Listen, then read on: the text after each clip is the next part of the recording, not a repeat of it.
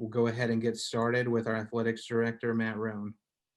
Good deal. I appreciate it, Corey. And again, to echo his comments, I want to thank those of you who did join us today. I know it's a little bit unconventional the way we're doing this, certainly with Zoom, and it's good to see Dean Wade on there. I appreciate you being here, sir. But this is for us a way just to continue the excitement that we have about Coach Pro and the future direction of our baseball program. So again, thanks to everybody for joining us on here. We appreciate all your support when you come to campus and you attend our games. We certainly appreciate those of you who have joined the Colonel Club, and then, simply put, all of you for just pulling for the Colonels all the time. Your support, your generosity, that unwavering commitment means a ton to me. It means a ton to us, and we appreciate every single one of you doing everything that you can to make it better. Again, the reason that you're here today is to be introduced to and hear from Coach Chris Prothro. So I won't stand in the way of that. I won't take up a ton of time, but first there are a few just housekeeping items that I'd like to take care of, and a few people that I need to thank for help bringing Pro here. Mark is not with us today. He's out of town, but Mark Howard, Corey Nell, and I made up the search committee. Kevin Britton was a huge part of that interview process. Kirk Moats, Monica Banbell, Rachel Park, Dusty Rodner for helping facilitate. So many people in our department made our process. John Michael Davis and Coda Druin, meeting with them made our process as efficient and effective as it was. And I'd like to thank each of them for their efforts. As we set out to find the replacement for Coach Thompson, we were blown away by the interest in the position, even though it's an unusual time to be hiring a baseball coach. Typically, the market is at the end of spring or early summer following the regular season and postseason, but this was a little bit unconventional. However, that did not deter people from having an interest in this position, and I think that's in large part because of the investments that have been made in this campus, the unbelievable faculty and staff whose reputation goes far and wide. The quantity and the quality of candidate was outstanding. And I'd like to thank every single person who expressed an interest in the position and being a part of what we're trying to build at EKU. But for us, and I shared yesterday, we were looking for the right coach to put us into a regional. It's been 31 years since we've been there, and we have a desire to give back. We needed to do that. We needed a sound baseball guy who was a top flight recruiter. We want to win the right way. And so we needed someone with the disposition and the personality to be successful, not only between the lines, but also in the community as they engage our alums, our fans, our donors. We wanted someone who embraced our values of being student athlete focused. Certainly respect and diversity plays a big piece of that, and operating with integrity. And so we needed someone who is maroon collar, who's blue collar, who's relentless in his pursuit of excellence in all forms, academically, in the community, and certainly athletically as well. And we found someone who will embrace the tradition of our institution, our department, our baseball program, the alums who have come before, while also has a vision and an energy to propel us forward to a level where the program, in our opinion, deserves to be. And throughout the entire process, it was clear that that person was Coach Chris Prothro. In his time at South Alabama, he was part of 2 conference championships, 2 NCAA regional appearances, and 152 wins in just 5 seasons as an assistant coach there. As a recruiting coordinator at South Al, he built a nationwide recruiting network that led to him hauling in the 2018 recruiting class that ranked 25th in the nation. 4 other recruiting classes while he was there, generated recognition by national collegiate baseball publications. Again, it's well noted by me. He's high character. He possesses the right traits to take our program to a championship level. He's committed to winning the right way. He is super competitive as a former student athlete and as somebody who has earned his stripes climbing up the ladder. Since he got here on Sunday, he wasted no time. He has hit the ground running.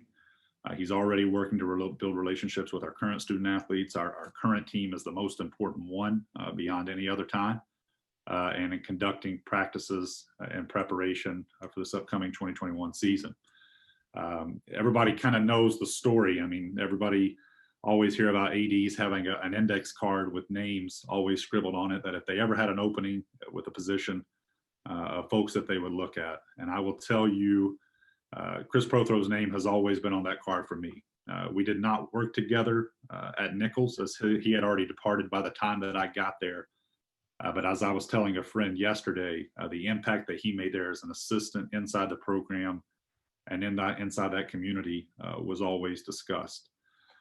He's a former student athlete, and what he did at South Alabama speaks for itself, as I talked to just a moment ago. Leaders in college baseball gave him the highest recommendation possible without any reservation, and as we did our homework. So I'm excited to watch the program grow into what I think it is capable of being, what it deserves to be. And I'm more excited for you to meet Pro and to hear his plan and to see his energy and feel that. And so with that, it is my pleasure to introduce our brand new head baseball coach, Coach Chris Prothro.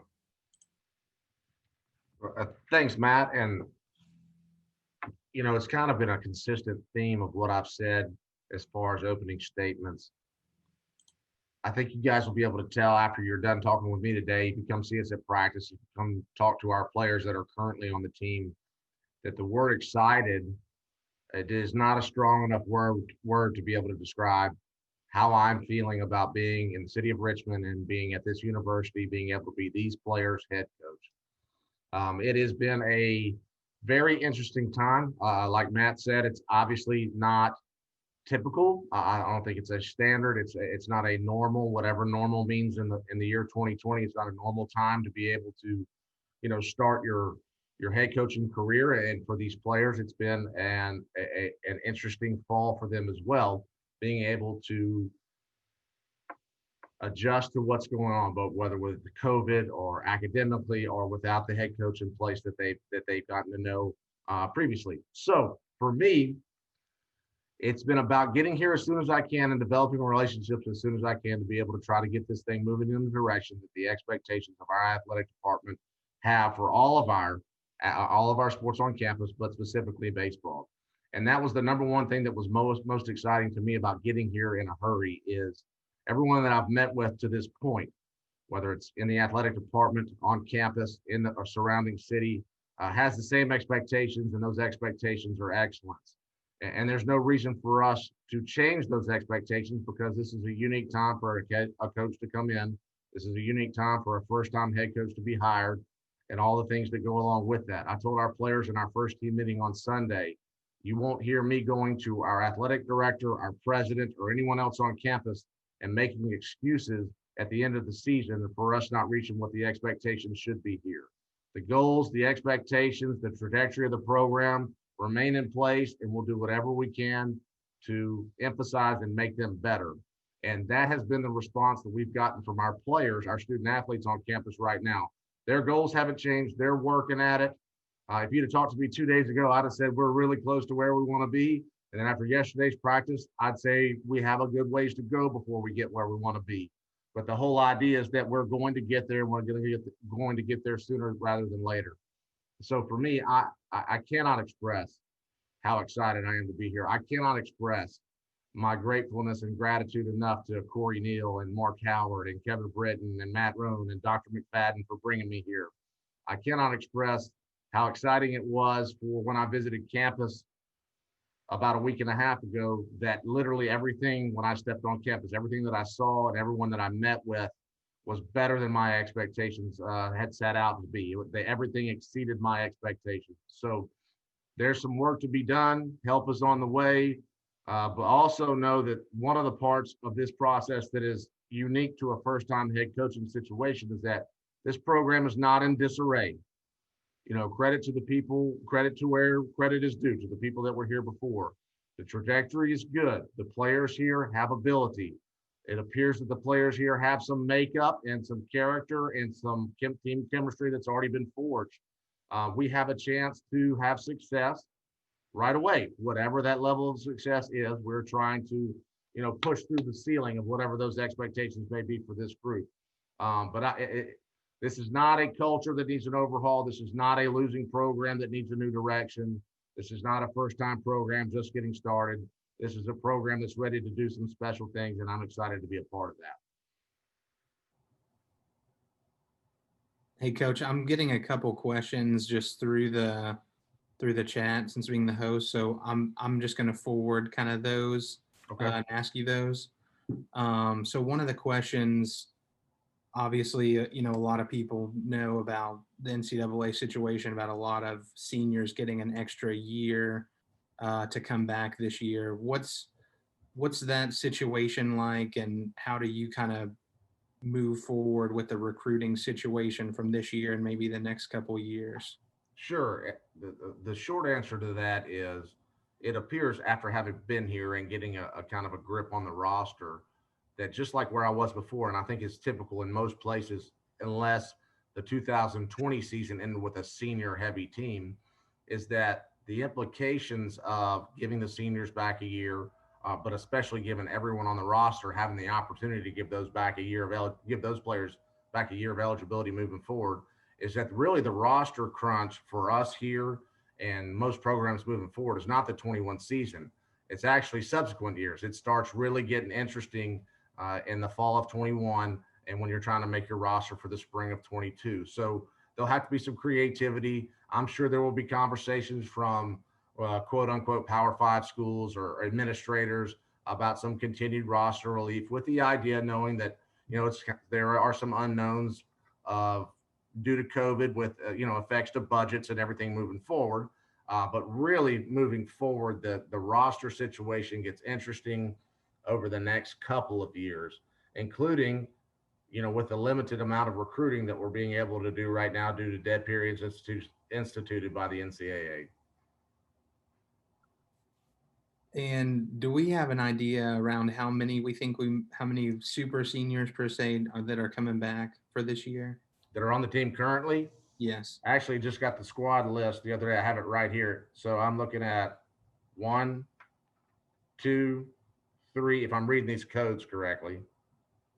2, 3, 4. And Matt may know off the top of his head. It looks like I'm seeing a maximum of 4 super seniors that would have exhausted eligibility at the end of last year and are back. I'm looking at 4 on my squad list. Awesome.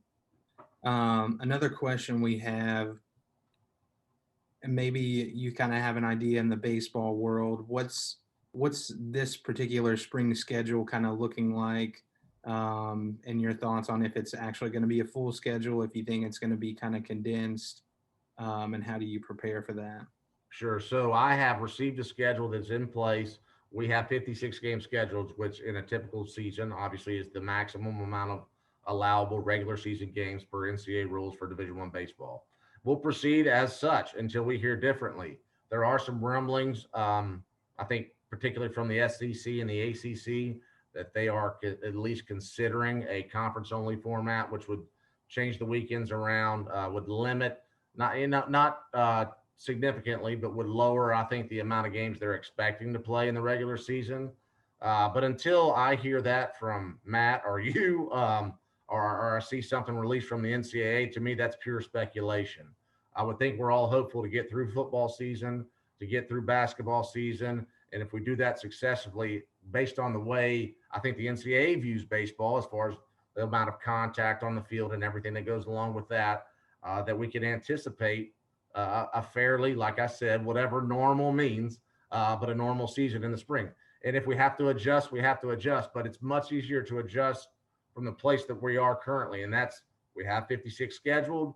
We feel comfortable with where we're going and who we're playing. And if we have to adjust down from that, then that'll be an adjustment that we'll be able to make.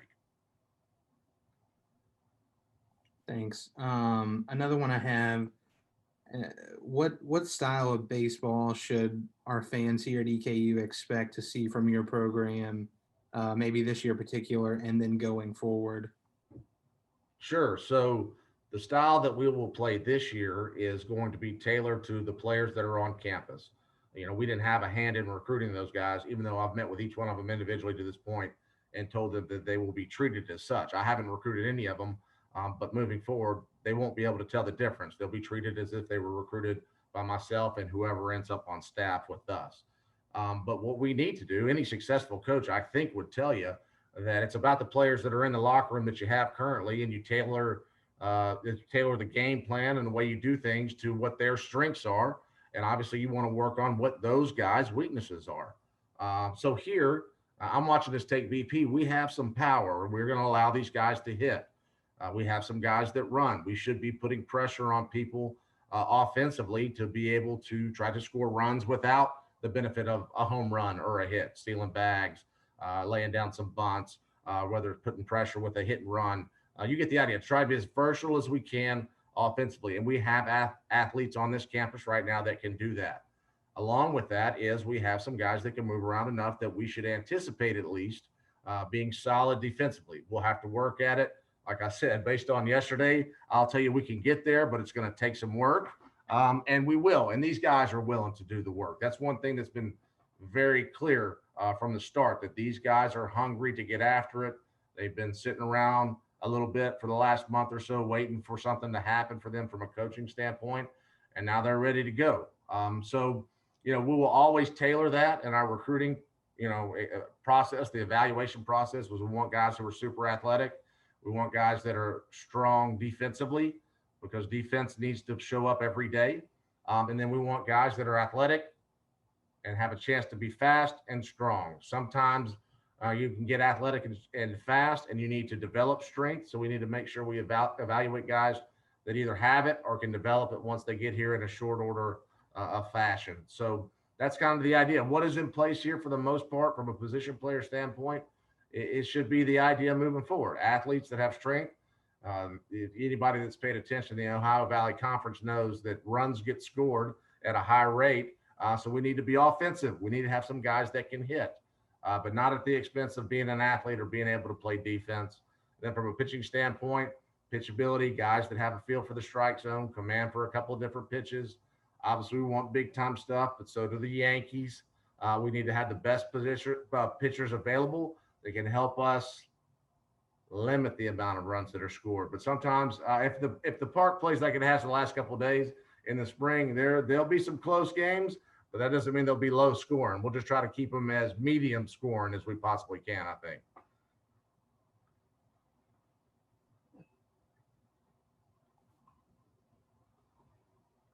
So does anybody have any other questions?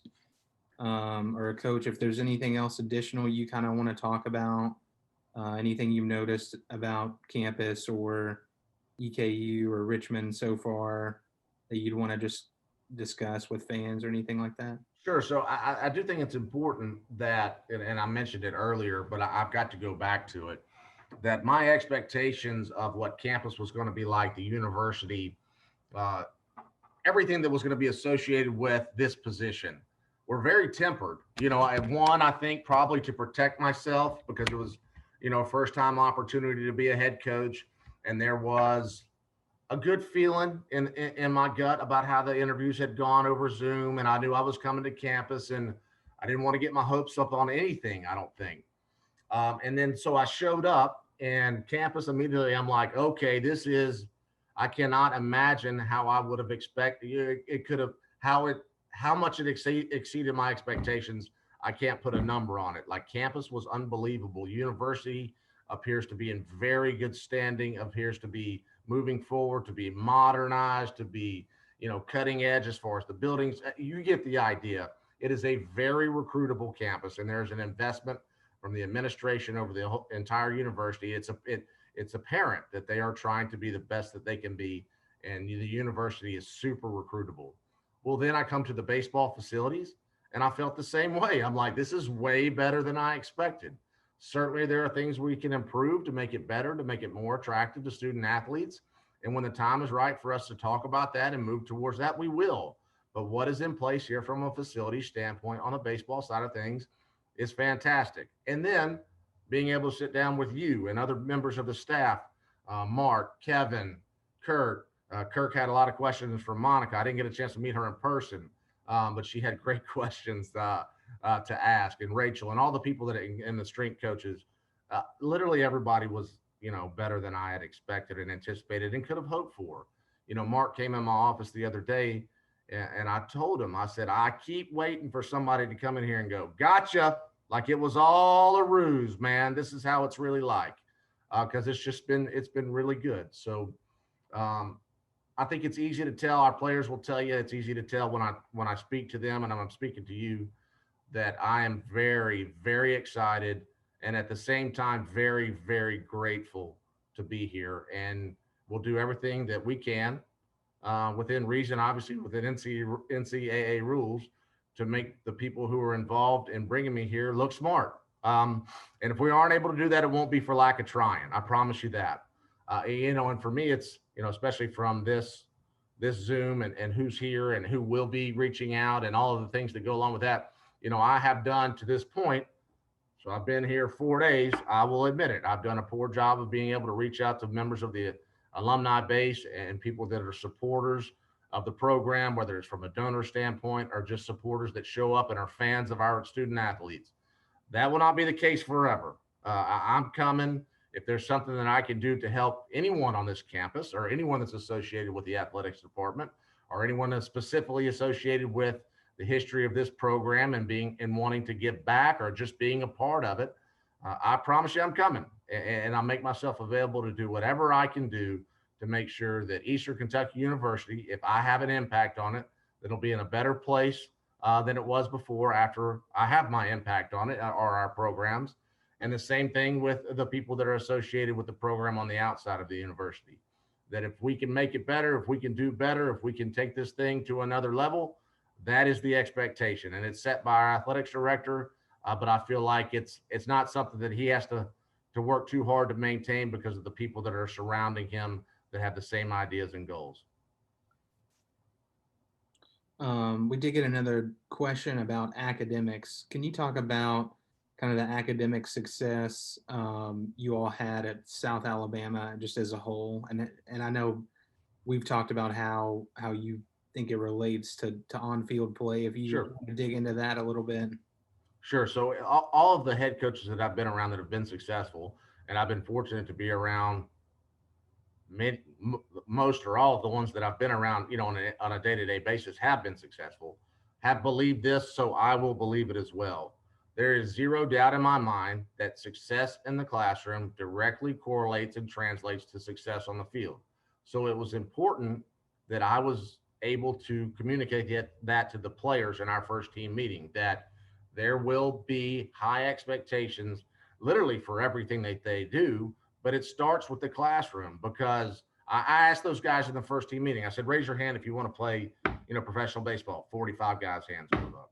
Raise your hand if you want to play in the big leagues. 45 guys' hands go up. Raise your hand if you think you'll make enough money to be able to do, or if you want to make enough money in the big leagues to never have to do anything else, but just be done after you're playing ball. And then, of course, everybody's hands went up. I said, I want that for every single one of you. I do. We'll do whatever we can to try to put you in the position for that to happen if it's in the cards for you to happen. I said the numbers and the statistics tell us that it will happen for none of you. And so what you have to have is a backup plan, which is a fantastic degree that you have achieved at a high rate of achievement here at the university that puts you in the best position to be successful when your baseball career is over. Because ultimately, that is our job, is to prepare them for life when it comes, when they're done here or done playing ball. And it comes fast. And the best way to be prepared is to be the best that you can be in everything that you can do and are doing. And that starts with the classroom. So I think I made myself clear what our expectations as a staff will be for them academically. Number one is the number one determining factor for success in the classroom in college is showing up. So they will show up, or we'll know the reason why. And then I just assume that if we're going to do something, we do it to the best of our ability. My dad used to say like 4 different things to me over and over and over. He used to say all kind of stuff.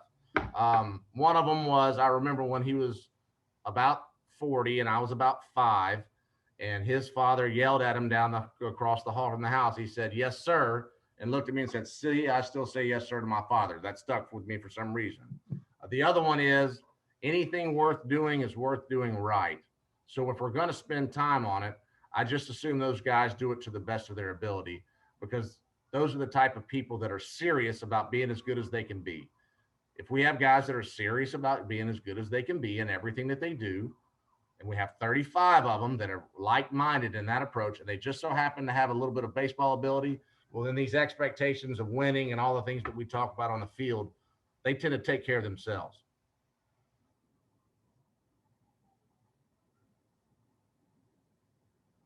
Go ahead, Dr. Wade. Yes, have you had a chance to think about rounding out your coaching staff? Yes, sir. And we open the position. I'm trying to say things correctly and be within compliance and everything. Corey will start laughing here in a second, I'm sure. Basically, I don't want to put my foot in my mouth. We opened the position 2 days ago, I believe. We've had a lot of good applicants, and I anticipate the position will be filled on time, middle of next week. And then those guys will get here soon. And unless I'm missing something, you guys will be very, very pleased with who comes in. They'll represent the university in a first-class manner. They have good rapport with the players. They'll have good high baseball acumen, and they'll be determined to make it work here and for us to get better. Thank you.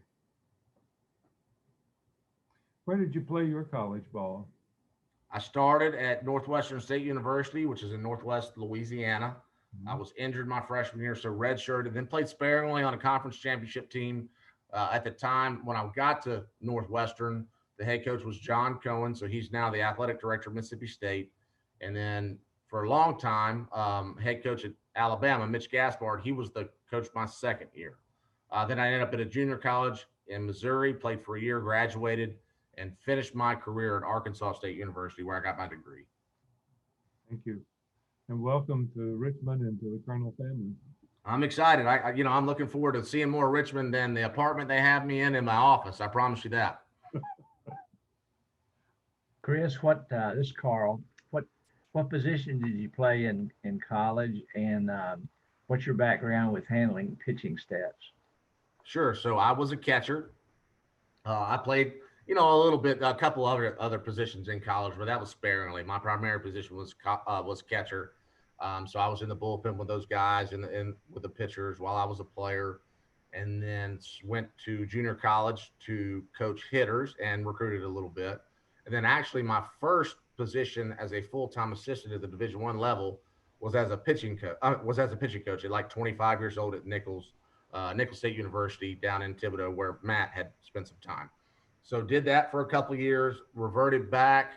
When we had a new head coaching hire, I reverted back to being a hitting coach, worked with infielders, outfielders, pretty much anyone on the field. And then after a couple of years back as hitting coach, we hired another member of the staff, and they put me back as the pitching coach again. And that was where we had our most success. And you'll hear me give credit where credit is due all the time. We had really good pitchers. Within a year, I was pitching coach in 2014 at Nichols, and I think we finished 10th in the country in overall pitching. And then in 2015, we actually were a little bit better. I think we finished the regular season, and maybe at the conclusion of the College World Series, I think we were 4th overall in the nation in overall pitching.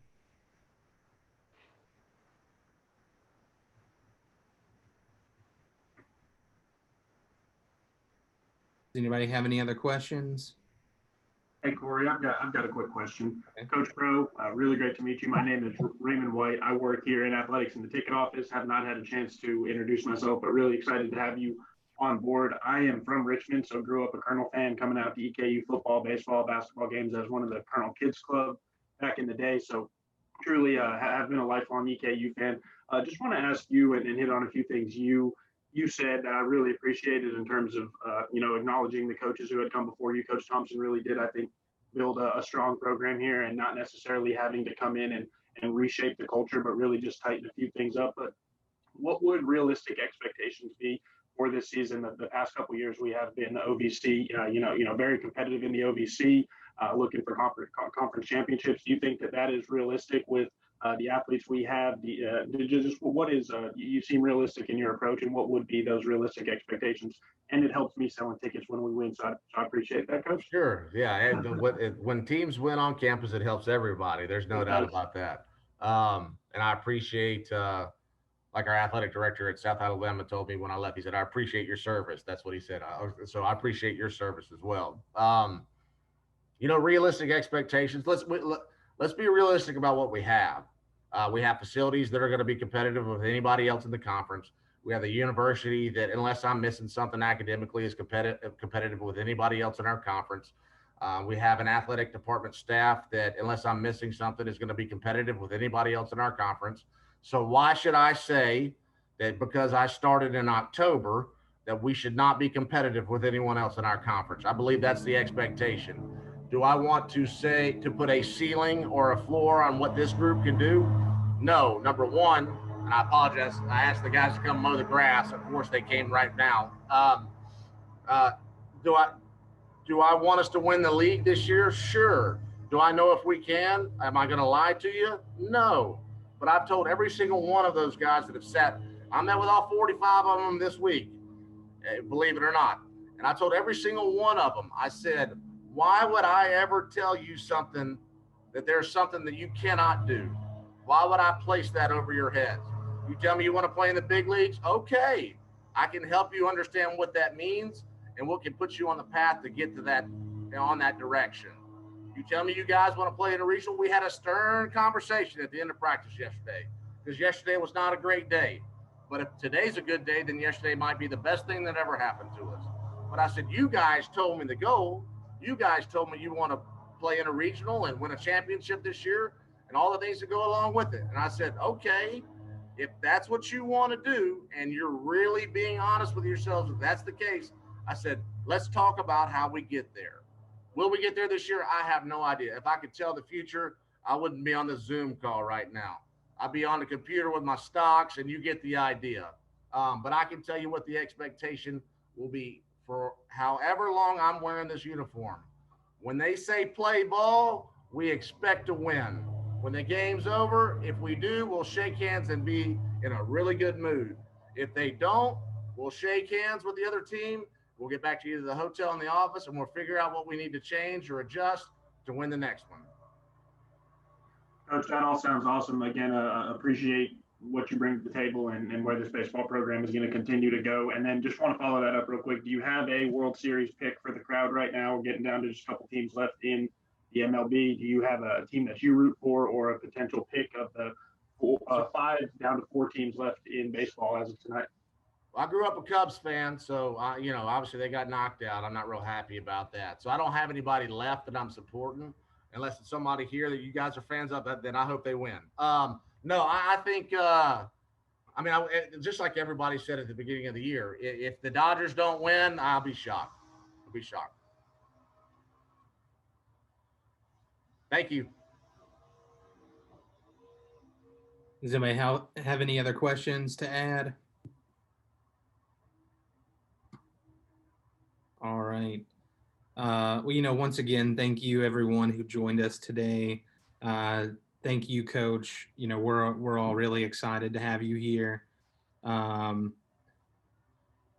Those who've kind of seen the chat, we posted a lot about our Colonel Club and season tickets for baseball in the 2021 spring. You can get access to both of those if you go to EKUsports.com. And we hope to see you out in the spring, and hopefully we can get Coach out and get him out in the community and meeting some alums and big supporters of EKU baseball. Thank you guys so much.